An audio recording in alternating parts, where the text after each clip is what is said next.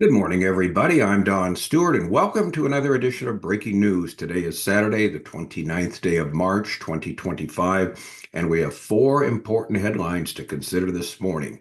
Two of them have to do with the U.S., Iran, and Yemen, while the other have to do with Russia and Ukraine. So let's look into it. First headline, U.S. moves at least four long-range stealth B-2 bombers to the Indian Ocean base in striking distance of Iran and Yemen. In another headline, a mysterious airship in Bab el-Mandeb, Strait off Yemen, appears ready, according to satellite images. This is a whole new story, a new thing that just popped up. Putin again proves he cannot be trusted. He's out for domination. This is from the New York Post. And Macron says reassurance force of European troops in Ukraine would react and respond to Russian attacks. So these are the headlines this morning. Now, the first one is rather profound. The U.S. moves at least four long-range stealth B-2 bombers to the Indian Ocean base, which is in striking distance of Iran and Yemen. This is, of course, Diego Garcia.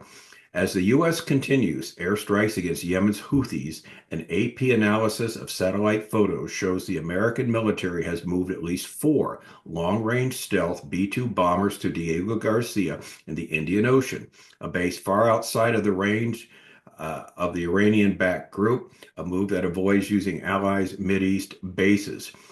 So basically, closer and closer to Iran and, of course, to Yemen.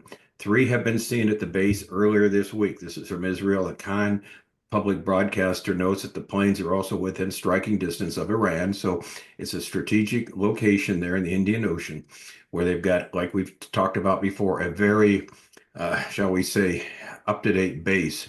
I'm told that the some of the weapons that are there are almost like out of science fiction that the U.S. has there. All right, anyway, that means, bottom line, a fourth of all the nuclear capable B-2s that America has in its arsenal are now deployed to the base. The Biden administration used the B-2 with conventional bombs against Houthi targets last year. The aircraft carrier USS Harry Truman has launched attacks on Houthis from the Red Sea, and the military plans to bring the carrier USS Carl Vinson to the Mideast from Asia as well. In other words, bottom line, both Iran and Yemen can readily be attacked from this location. It seems obvious that Yemen will certainly continue to be hit from the U.S. bombers from this Diego Garcia island, as they need to finish the job to neutralize this proxy of Iran. Now, as far as Iran is concerned, these plans obviously serve as a warning that an attack can come at any time. So, will it? Everything's in place. Well, we will just have to wait and see. So that's headline number one. Now, headline number two is something fascinating that none of us have ever heard of. Mysterious airstrip in Bab el-Mandeb Strait off Yemen appears ready, according to satellite images. Satellite images from Planet Labs PBC show an airstrip now appears to be ready on Mayoun Island, a volcanic outcropping in the center of the Bab el-Mandeb Strait off Yemen. The images show the airstrip has been painted with the designation markings 09 and 27 to the airstrip's east and west, respectively. A Saudi-led coalition battling the Houthis have acknowledged having equipment, quote unquote, on Mayoun, also known as Perim, P-E-R-A-M. However, air and sea traffic to Mayoun has linked to the construction to the UAE, United Arab Emirates, which backs a secessionist force in Yemen known as the Southern Transitional Council.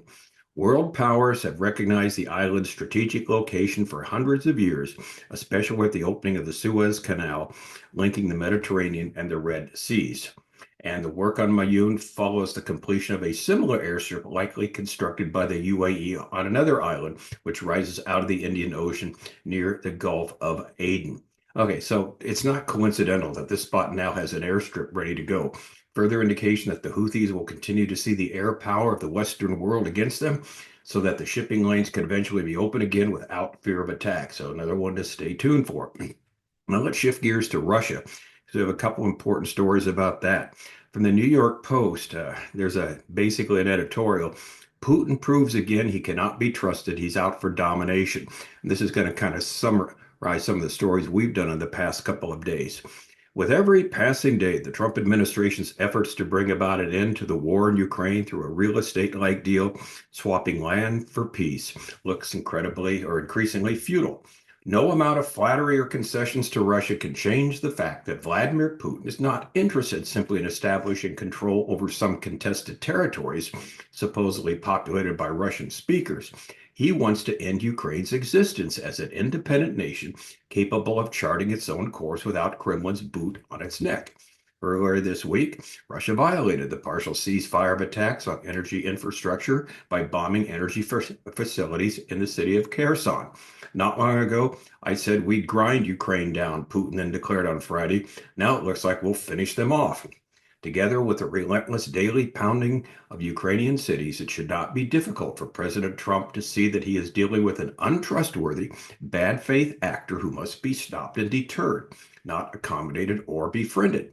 Yet accommodation seems to be the preferred route for many in this administration, presumably including for President Trump's special envoy to the Middle East, Steve Witkoff, now also in charge of negotiations with Russia. In the course of his interview with Tucker Carlson, Witkoff waxed lyrical about the putative affection that Putin, a reputed manipulator and former KGB officer, harbored for President Trump. When the president was shot, he said Putin supposedly went to his local church and met with his priest and prayed before commissioning a beautiful painting of the U.S. president. Worse yet, any visible progress in negotiations in Saudi Arabia seemed to be coming at the price of significant U.S. concessions to the Kremlin.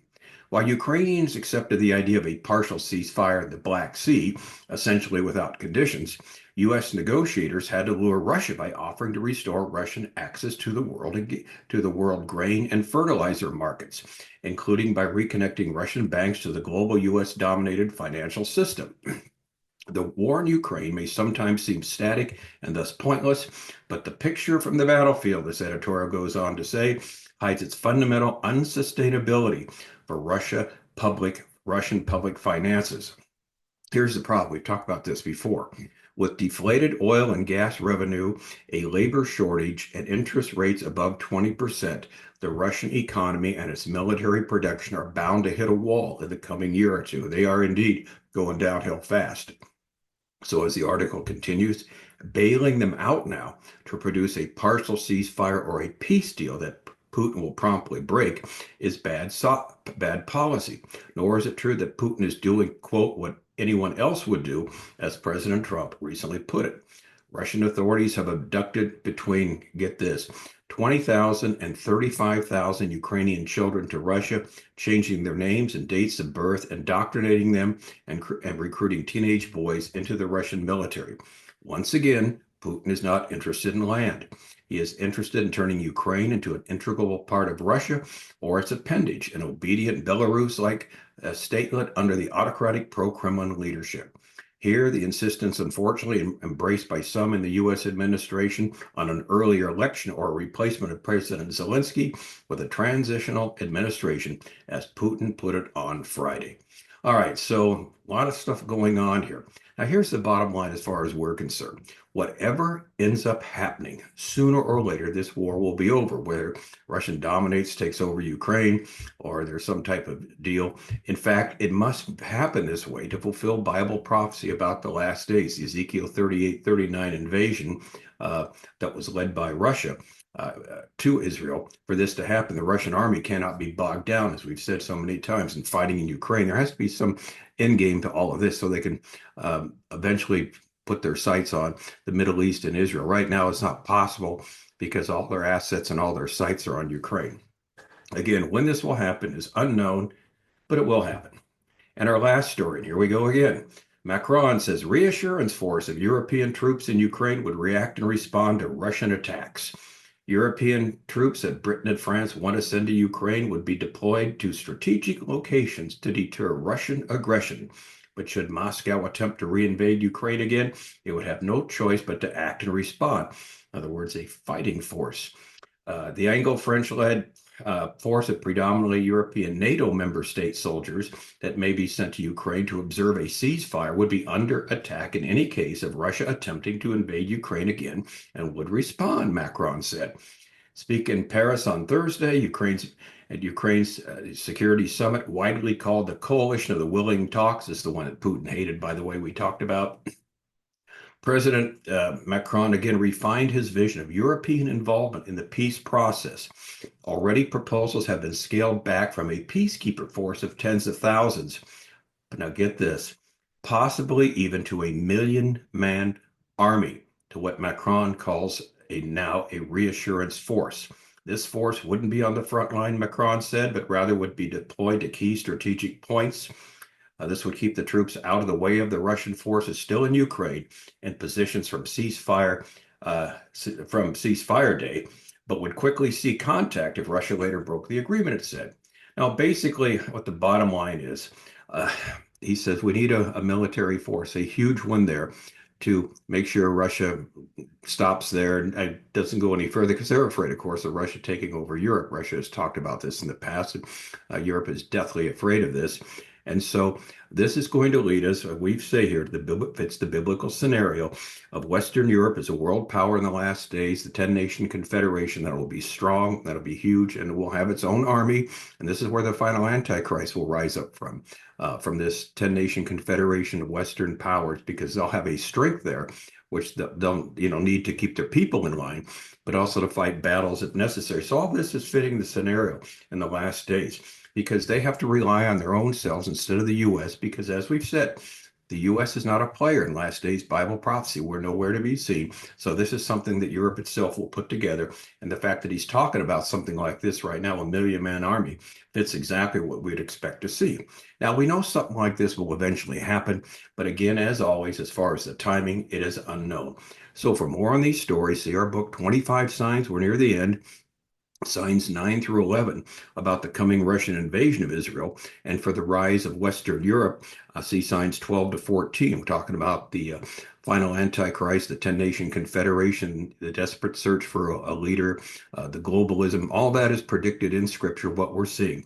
So both of these books, 25 Signs to the End, this book is a free download, as well as all our books are, from our website, Educating Our World.